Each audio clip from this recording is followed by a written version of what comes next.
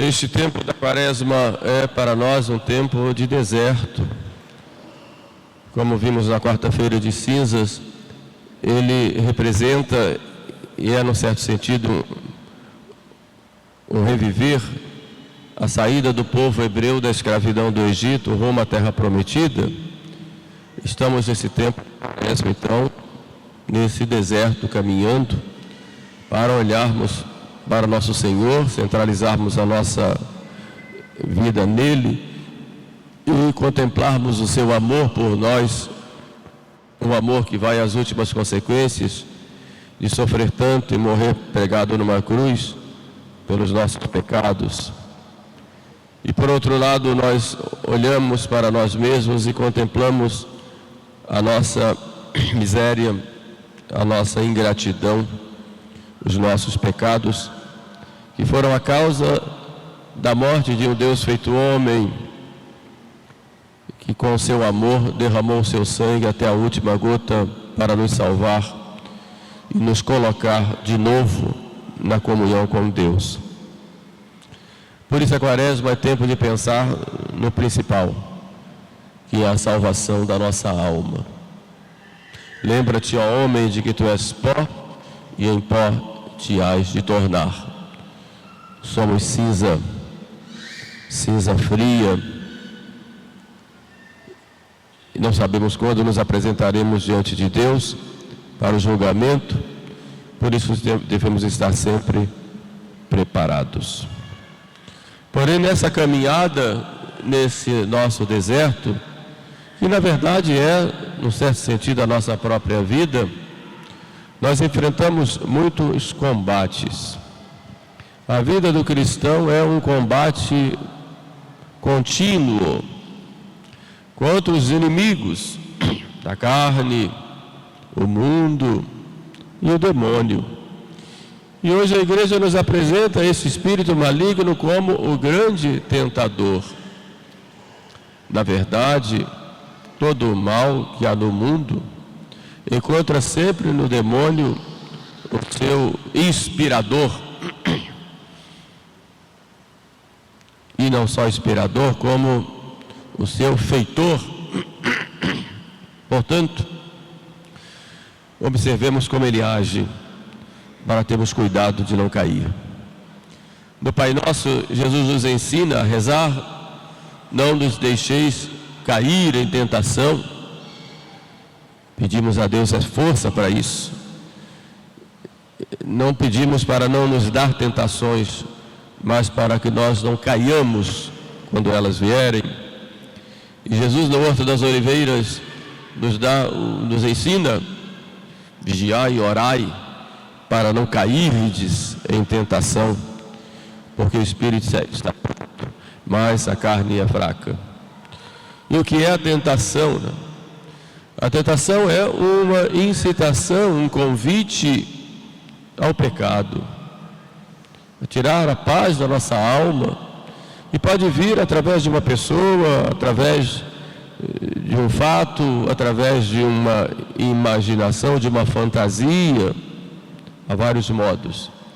Mas aqui o Evangelho nos coloca o demônio como o grande tentador, o tentador por excelência, se podemos dizer assim.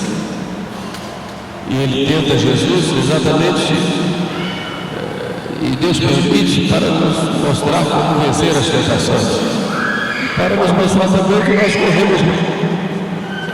corremos muitos riscos. E qual foi a primeira tentação?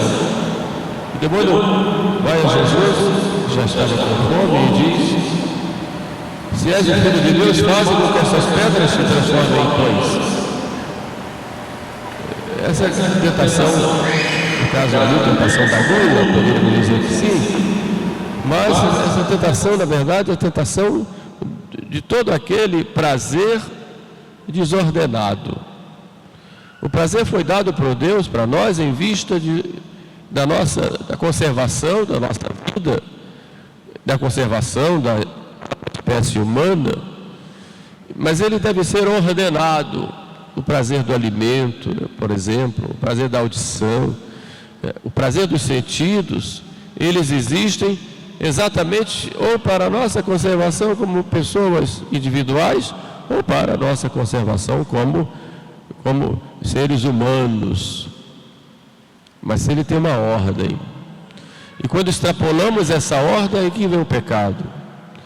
E o que é que a natureza humana decaída faz? Ela faz ao prazer um culto. De buscarmos o prazer, não pela finalidade do prazer, mas o prazer pelo prazer. E essa tentação que faz com que essas pedras se transformem em pães, nos remetem exatamente a essa tentação do prazer desordenado. Aí nós temos pecados, alguns pecados capitais que nos levam a isso, como a gula, como a luxúria, os pecados contra a castidade, como a preguiça, por exemplo. São 3 pecados capitais que remetem à busca do prazer pelo prazer. Então nós temos que ordenar isso. E qual foi a resposta de Jesus?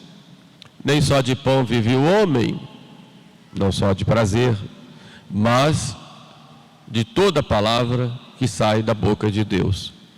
E Cristo responde então com a palavra de Deus. Isso nos chama a atenção de que nós devemos nos inspirar sempre nela.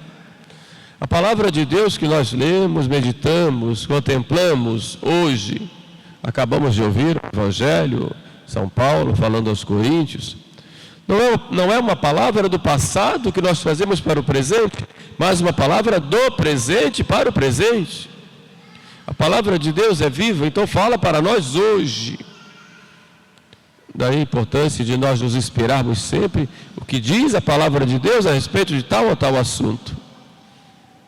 E no caso de dúvida, o que é que a palavra de Deus fala? O que está escrito. Era o que dizia nosso Senhor, está escrito. Não leste as Escrituras? Está escrito. Jesus dizia muitas vezes isso. E hoje nós temos uma graça especial, que é o magistério da igreja, que atualiza o verdadeiro sentido dessa palavra, para que nós não nos percamos em inspirações espontâneas, e o demônio se aproveite da nossa vaidade e nos coloque várias interpretações. Então o Espírito Santo diz à igreja, é isso.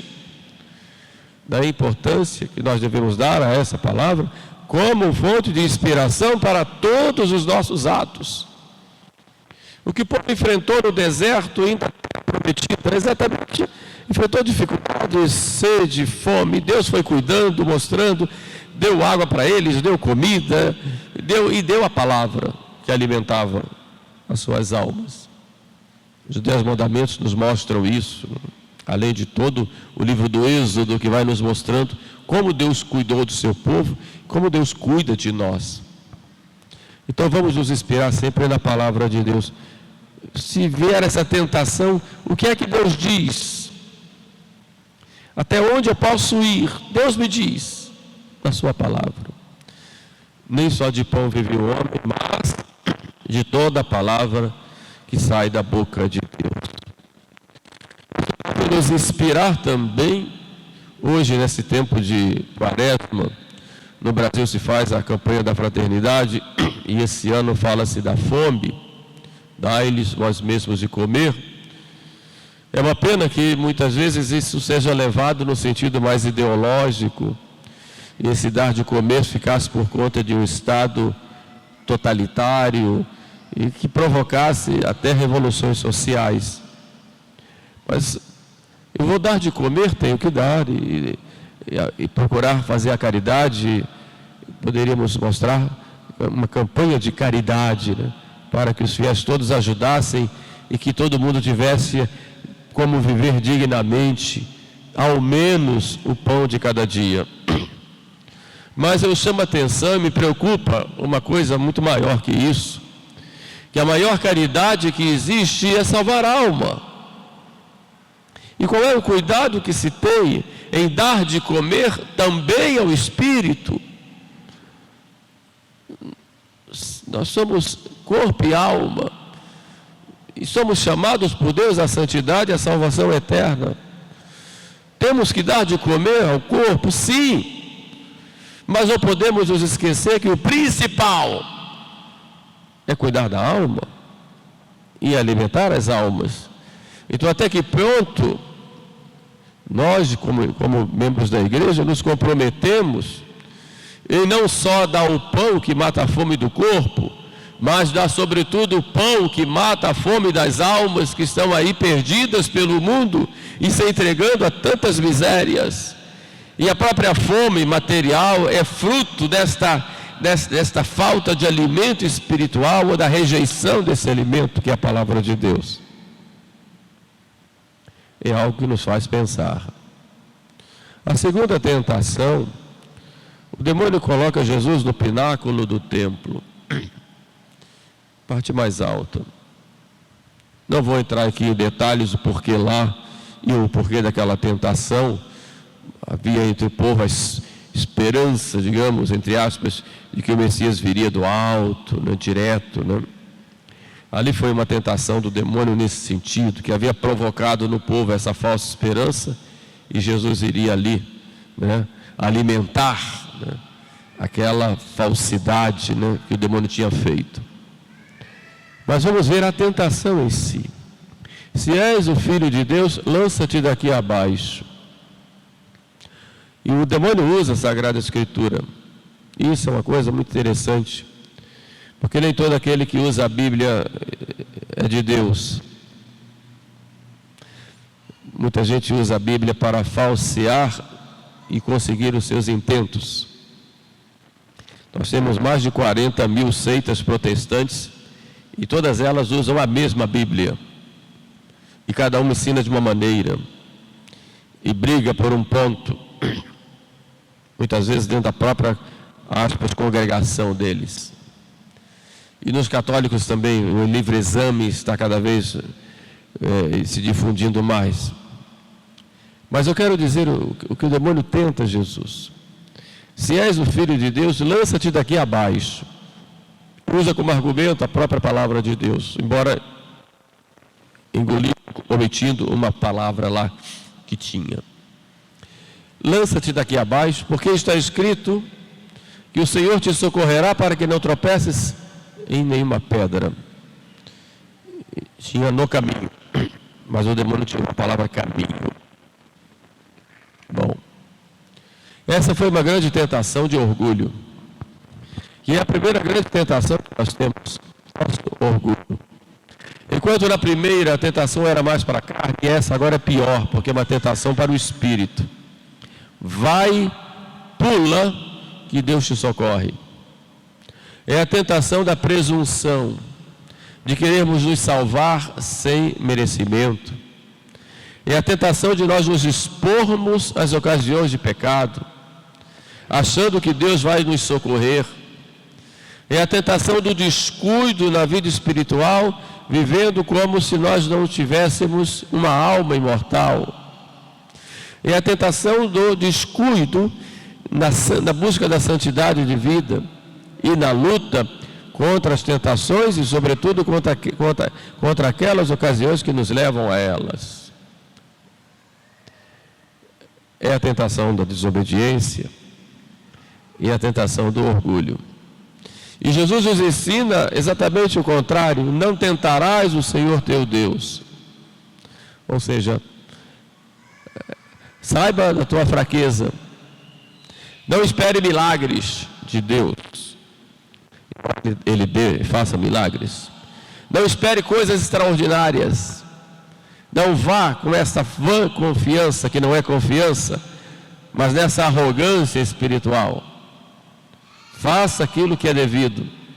Seja humilde, seja obediente, esse é o caminho. É a obediência e o caminho e a humildade que fará com que nós não tentemos a Deus. Toda tentação a Deus exatamente vai no contrário, no orgulho e na desobediência.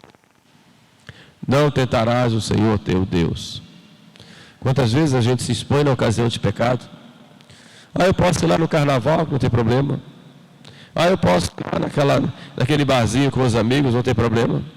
Eu posso assistir a esse filme que não vou cair porque eu sou forte. Essa leitura não vai me fazer mal. Ficar procurando coisas na internet, lá nas redes sociais, isso em si não vai me fazer mal. essa vã curiosidade, não tentarás o Senhor teu Deus. O demônio muitas vezes se faz de morto para nos pegar. Então, cuidado. É a nossa vaidade que faz nós cairmos. Havia um poeta romano que conta a história de um leão. Oi. Ai, meu Deus. O demônio está perturbando aqui os microfones. Conta a história de um leão que estava com bronquite. E estava quebrado, todo tristonho, né? Se arrastando, né? Lá na sua caverna. Né? Esse poeta contando. E de repente, então, ele sai à entrada da caverna para contemplar alguém que passasse para ajudá-lo. Aí ele vê lá a raposa. Obrigado. Ele vê a raposa passando e diz: raposa, vem cá me ajudar, que eu estou muito cansado. Eu não estou aguentando, vem me dar uma ajuda. A raposa, astuta, como a gente sabe, ela de longe se coloca no lugar de segurança, observa bem e diz: o que é que o senhor quer, leão? Eu quero ajuda, vem cá, eu estou com falta de ar, vem me ajudar. E a raposa então olha de longe e diz: eu vi muitos passos indo na direção da caverna, mas não vejo nenhum passo voltando da caverna. Então eu não vou. Nós vemos muitos passos indo na direção do pecado. É preciso a gente ter cuidado para não cair, porque a gente já sabe o que vai acontecer. Então por que é que a gente vai se expor? Entenderam? A terceira tentação que o demônio faz é a tentação dos bens materiais, tudo aquilo que ele pode proporcionar. Se és o Filho de Deus, eu tudo isso te darei, se prostrado me adorares. O demônio promete muitas coisas. Muitas coisas. Muito dinheiro, talvez um bom trabalho, uma casa boa, enfim, tantas coisas que o mundo pode nos oferecer. Mas nós temos que pensar que tudo isso é meio. Santo Inácio nos diz que o nosso fim último é conhecer, amar, reverenciar a Deus nesse mundo e salvar a nossa alma. E as criaturas são nos dadas como meios para nós alcançarmos o nosso fim. Por isso devemos tê-las tanto quanto elas nos levam para o fim, e devemos nos afastar delas tanto quanto elas nos afastam do nosso fim. Portanto, vamos olhar as coisas materiais como meios para a nossa salvação, como meios para nós ajudarmos aos outros, sabendo olhar para aquele que precisa, mas sempre como meios e não como fim. E a tentação diabólica exatamente vai num sentido contrário, dizendo: esse é o teu fim, esse é o teu fim. Mas sabemos que quando Deus nos chamar, tudo isso ficará por aí. Não teremos mais do que um caixão, o mais bonito que seja, mas apenas isso. E um pedacinho de terra, muitas vezes até emprestado. Portanto, vamos saber usar bem das coisas materiais e nunca colocar nisso o fim. O demônio nos tenta de tal forma que, quando nós, pelo consumismo, pelo materialismo, nós nos deixamos levar por essa tentação, terminamos adorando o próprio diabo. Na verdade, o ateu não existe. Aquele que se diz que não acredita em Deus, termina fazendo de Deus alguma coisa. É um idólatra. Adora a matéria, adora a si mesmo. adora o diabo. E Jesus disse: ao Senhor teu Deus adorarás e só a Ele servirás. Portanto, vencendo as tentações, o Pai então dá ao Filho a vitória, a palma da vitória, mandando que os anjos o sirvam. Assim também nós, vencendo as tentações, com a vigilância, com a oração, com a fuga das ocasiões, com os sacramentos, nós vamos ter essa vitória. E o Pai vai nos servir, não só aqui na terra, nos dando o seu próprio Filho em alimento, mas sobretudo no banquete celeste. Louvado seja nosso Senhor Jesus Cristo.